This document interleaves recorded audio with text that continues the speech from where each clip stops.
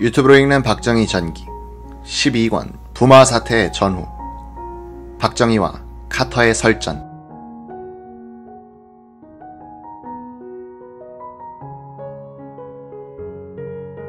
(1975년 7월) 미국 메릴랜드주 포트 미드의 국가안전보장국 NSA 사무실에서 정보분석관 존 암스트롱은 북한군 탱크들을 항공 촬영한 사진들을 살펴보다가 이상한 느낌을 받았다. 기존 자료와 비교해보니 탱크 수가 엄청나게 늘어난 것이다. 비무장지대 북쪽 계곡에 전에는 없었던 전차 사단이 등장했고 그 규모는 전차 270대, 장갑 차량 100대 규모였다. 암스트롱은 북한군의 전차가 기존 정보 판단보다도 약 80%가 증강됐다는 결론을 내리고 이를 상부에 보고했다. 놀란 국방부는 35명의 분석팀을 새로 만들어 북한군 전력에 대한 종합적인 재평가 작업에 들어갔다. 1978년 이 분석팀이 미군 고위층에 보고한 내용은 충격적이었다. 북한은 약 700개의 대대를 보유하고 있는데 이는 10년 전에 비교해 2배 이상 증강된 규모다. 전차와 야포는 한국군의 2배다. 지상군의 규모는 기존의 48만 5천 명에서 68만 명으로 늘었다. 이들 병력의 상당수는 휴전선에 근접 배치돼 있다.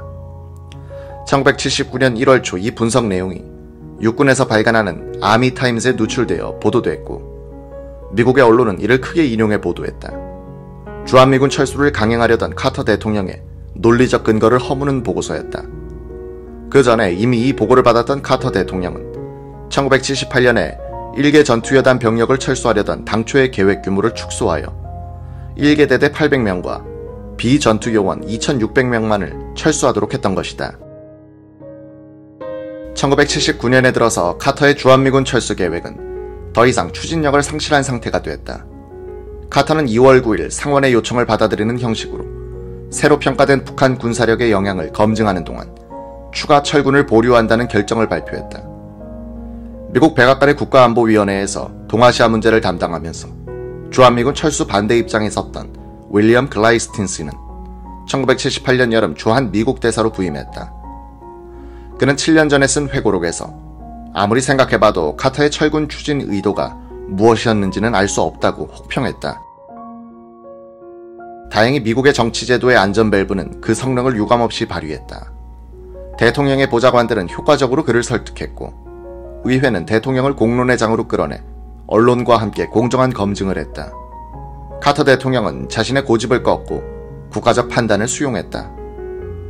글라이스틴 전 대사가 묘사한 카터의 인권 정책은 요사이 노무현 정권이 벌이는 소동과 흡사하다. 그는 회고록에서 카터는 인권 문제에 병적으로 집착했다고 썼다. 그는 인권 문제 기구를 신설했다. 인권운동에 가담했던 친구들을 끌어들여 인권 문제 전도사 역할을 하도록 했다.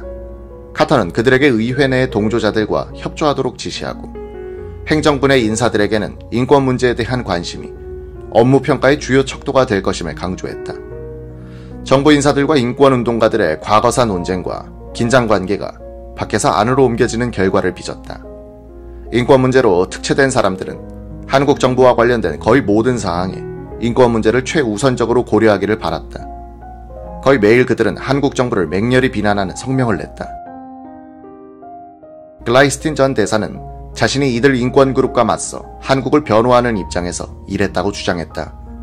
그는 인권 문제 담당이던 국무부 차관 워렌 크리스토퍼 그룹 회의에 참가할 때마다 피고가 된 기분이 들었다고 회고했다. 대부분의 회의 참석자들이 아시아에 대해서는 무지했다. 아시아 국가들이 다른 분야에서 이룩한 성과를 염두에 둬야 한다는 내 주장을 받아들이지 않았다. 한국의 경우 안보를 공고히 하고 경제 발전을 이룩했으며 부와 교육 기회의 공정 분배, 국민들의 사회적 역동성을 무시해서는 안 될 일이었다. 한국의 농민들과 노동자들에게는 이런 업적이 중산층이 추구하던 개인의 정치 권리보다 더욱 중요했다.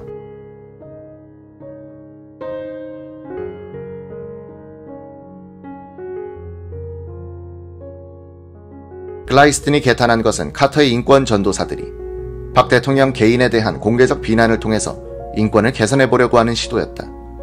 그는 우리가 박 대통령에게서 합법적 지도자의 망토를 벗기는 것으로 보이면 또 다른 쿠데타를 불러와 다른 군부 지도자가 그 자리를 채울 뿐이며 그런 사람이 박정희보다 더 민주적일 것이라는 보장도 없을 것이다. 그들은 세상 물정을 모르는 소리만 했고 반대로 그들은 나를 아시아 독재 정권의 옹호자로 어겼다 라고 기록했다.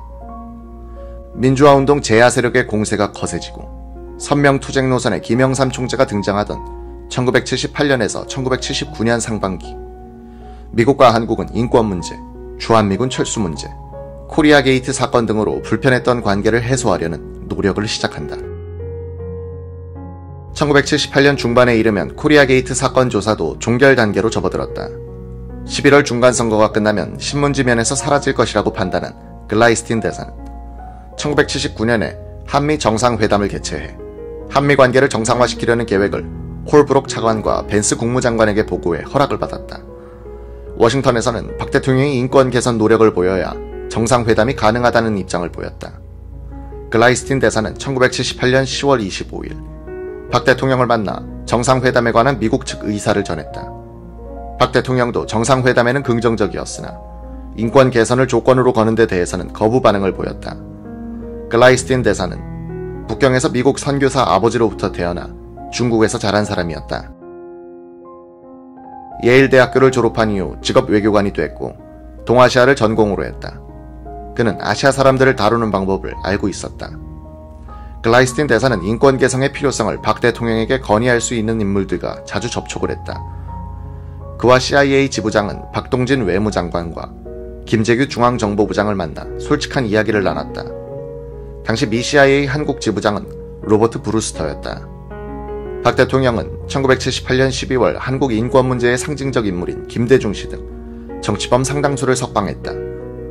홀브록 차관보는 1979년 3월 박 대통령을 면담하고 정상회담의 성공을 위해서 긴급조치 9호를 해제하고 구금자를 석방하면 주한미군 철수 문제에서 호의적 성과가 있을 것임을 암시했다. 즉 주한미군 철수 포기와 인권 개선을 맞바꾸자고 한 것이다. 정상회담 준비 과정에서 카터는 세상 물정을 모르는 지도자로서의 면모를 또다시 드러냈다. 그가 한국을 방문하는 동안 박 대통령과의 회담에 김일성을 동참시키고 싶다는 뜻을 글라이스틴 대사에게 전하고 한국 측과 협의하라고 지시한 것이다. 글라이스틴 대사는 한미관계가 정상화되었음을 과시하려고 마련한 회담장에서 박 대통령의 적을 돋보이게 하려는 이런 짓을 강요하면 사임하겠다고 워싱턴에 통보했다. 미 국무부에선 카터의 체면을 세워주기 위해서 정상회담 때 북한 측에 한, 미, 북 3자 회담을 제의하는 방향으로 한국 측과 협의하도록 수정 지시했다. 1979년 6월 4일 글라이스틴 대사가 박 대통령을 만나 조심스럽게 이 제안을 설명하니 박 대통령은 북한이 그런 제안을 받아들일지는 의심스럽다면서 한번 해보자는 정도의 반응을 보였다. 박 대통령은 이날 핵심적인 질문을 던졌다. 나는 카터 대통령이 우리 편인지 아니면 이집트와 이스라엘 간의 캠프 데이비드 회담에서처럼 남북한 사이에서 중재자로서 중간 위치를 고수할 것인지 궁금하다. 카터 대통령은 김대중 씨를 만나고 싶어 했다. 글라이스틴 대사는 이 발상에 강력히 반대하는 전문을 보냈다. 만약 김대중 씨와의 만남을 고집한다면 방안의 긍정적 성과 가능성은 사라지고 분위기는 즉시 냉각될 것이며 박 대통령은 이를 개인적 모욕으로 받아들여 우리의 모든 노력을 수포로 돌리고 말 것이다. 카터는 벤스 국무장관에게 박 대통령과의 회담을 취소하더라도 김 씨를 만나겠다고 화를 냈으나 결국 고집을 꺾었다.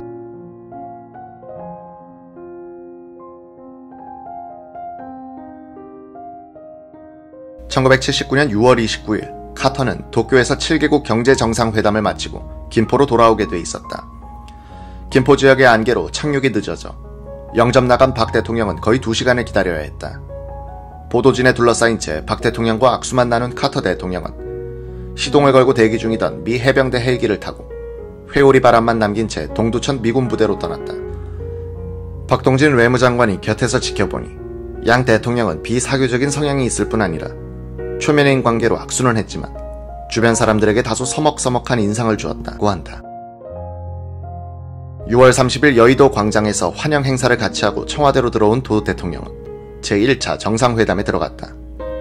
미국 측에서는 벤스 국무장관, 브라운 국방장관, 브레진스키 안보보좌관, 글라이스틴 대사, 베시 주한미군 사령관이 배석했다.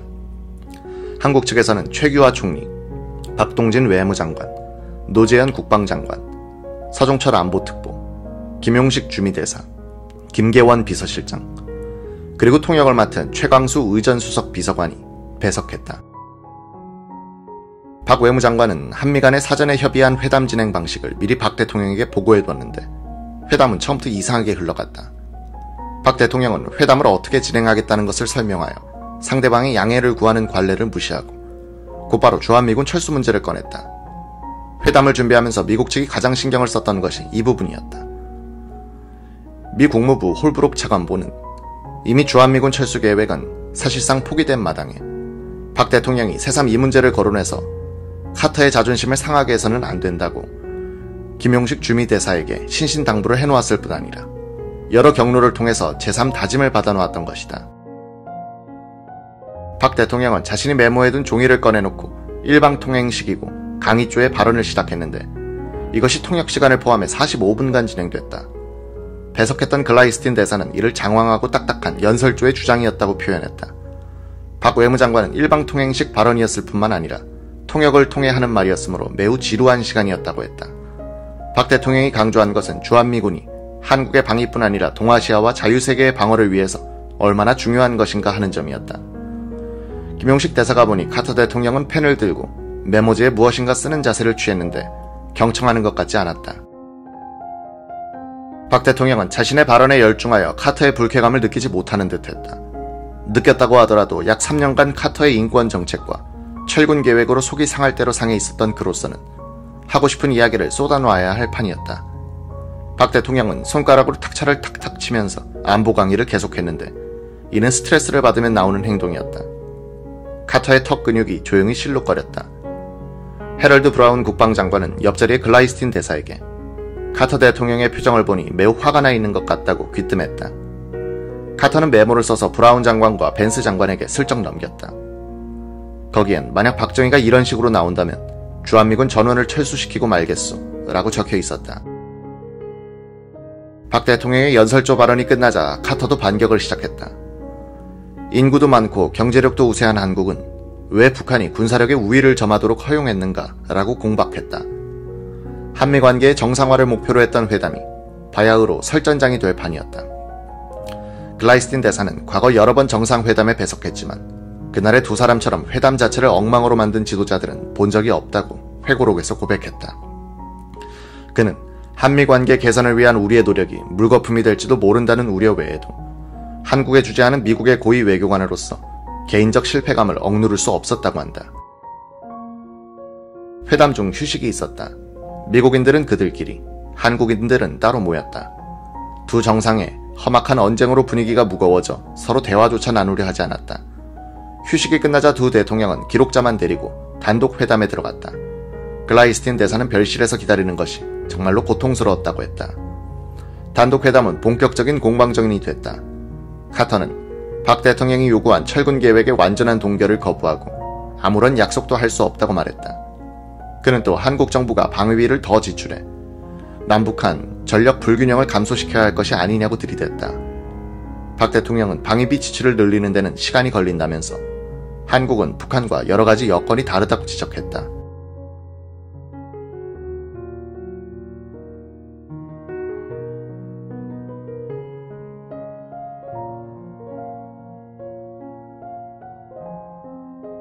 드디어 카터가 인권 문제를 들고 나와 긴급조치 9호의 해제를 요구했다. 박 대통령은 북한의 위협으로 가까운 장래에 해제하는 것은 어렵다면서 조언에 유의하겠다고 넘겼다. 단독 회담을 하고 나오는 두 대통령의 표정은 밝지 않았다. 카터 대통령은 청와대를 떠나면서 미국 대사관저로 향하는 자신의 차에 벤스, 브라운, 브레진스키 그리고 글라이스틴 대사를 태웠다. 그는 즉시 글라이스틴 대사를 힐난했다. 그 사이 차가 한 10분간 청와대 본관 앞을 떠나지 못했다. 전속 나온 김계원 비서실장은 차가 떠날 때까지 한참 기다려야 했다. 대사관저로 가는 차 중에서도 카터의 공격은 계속됐다. 글라이스틴 대사를 향해서 삿대질까지 했다. 왜 그는 한국의 군사비 지출을 최소한 미국 수준으로 늘리지 않는가? 왜 그는 정치적 자유화를 위한 조치에 반대하는가? 글라이스틴은 박정희를 위한 변호를 하지 않으면 안 됐다. 박 대통령은 철군 문제에 있어서 만족스러운 대답을 듣지 못해 난감했을 겁니다. 한국은 개발도상국으로서는 과도한 방위비를 부담하고 있습니다. 미국은 과거 한국 군부의 독재적 경향을 우려해 의도적으로 방위비 증액 요구를 자제해왔습니다. 카터는 글라이스틴 대사의 주장을 일축하고 또다시 박 정권의 인권 탄압을 규탄했다. 자동차가 대사관저 현관 앞에 도착했는데도 차중 토론은 계속됐다. 벤스와 브라운 장관도 끼어들어 몰리는 글라이스틴을 감쌌다. 욕을 실컷 먹은 글라이스틴은 카터에게 물었다. 박 대통령이 무엇을 해주기를 기대하는가? 카터는 두 가지를 주문했다. 한국이 국방비 지출을 국내 총생산의 6%까지 높일 것과 괄목할 만한 인권 신장 조치 약속을 받아내라는 것이었다. 글라이스틴 대사는 각하가 돌아가시기 전에 최선의 결과를 만들도록 하겠다고 다짐했다. 그제서야 카터는 차에서 내렸다. 카터를 예방하기 위하여 뒤따라온 최규하 국무총리, 박동진 외무장관들이 탄 승용차가 긴 행렬을 이루며 대사관저 정문을 지나 길에까지 들어서 있었다. 그날 오후 벤스 장관과 홀브룩 차관은 김용식 대사를 통해서 글라이스틴 대사는 김계원 비서실장과 최강수 의전수석을 통해서 박 대통령에게 두 가지 주문을 전했다. 그날은 토요일이었는데 오후에 김계원 실장이 글라이스틴 대사에게 연락을 취했다. 전날 정상회담에서 충분히 설명하지 못한 부분이 있으므로 내일 오후 벤스 국무장관을 박 대통령이 따로 만나기를 원한다는 전갈이었다. 김 실장은 대사에게 좋은 소식을 기대해도 좋다고 말했다. 이런 경과가 카터 대통령에게 보고되어 그의 기분도 좋아졌다. 6월 30일 밤 청와대 국빈 만찬장의 분위기도 한결 부드러웠다. 7월 1일 박 대통령은 벤스 국무장관에게 방위비 지출을 GDP의 6%로 올릴 것을 약속하고 카터 대통령의 인권에 관한 생각을 이해한다고 말했다. 카터 대통령이 그날 오후 이한 인사차 박 대통령을 찾아왔을 때도 실속 있는 대화가 오고 갔다. 먼저 카터 대통령은 방위비 증액 요구를 받아들여준 데 대해서 감사하고 워싱턴으로 돌아가면 주한미군의 계속 주둔에 대한 박 대통령의 희망을 고려해 만족할 만한 결론을 내겠다고 약속했다. 이는 박 대통령이 오랫동안 고대하던 말이었다. 끝으로 카터는 인권 개선 조치가 양국 간의 가장 중요한 문제임을 강조했다. 박 대통령은 현재로서는 어떤 조치를 취해야 할지 확언할 수 없으나 각하를 만족시키기 위해서 최선을 다하겠다고 말했다. 두 사람은 김포공항으로 향하는 리무진에 동승했다. 카터는 박 대통령에게 종교가 있느냐고 물었다. 어린 시절 고향에서 교회 주일학교에 다닌 경험밖에 없는 그는 없다고 했다. 카터는 각하께서 예수 그리스도를 만나게 되기를 희망한다고 말했다. 그는 침례교회 목사 김장환 씨를 보내 우리의 신앙에 관해 알려드리고 싶다고 덧붙였다. 박 대통령은 평소부터 잘 아는 김 목사를 환영하겠다고 했다. 카터가 탄 전용기가 이륙하자 박 대통령은 드문 웃음을 짓더니 글라이스틴 대사를 껴안았다. 박정희로서도 스트레스를 크게 받았던 3일간이었다. 이로써 정권적 차원에서 가장 큰 골칫거리인 한미 갈등이 완전히 해소됐다고 그는 생각했을 것이다. 글라이스틴 대사도 그렇게 낙관했다. 한국 현대사는 그러나 권력자의 희망대로 굴러가지 않는다는 특징이 있다. 또 다른 진짜 위기가 막 시작되려 하고 있었던 것이다.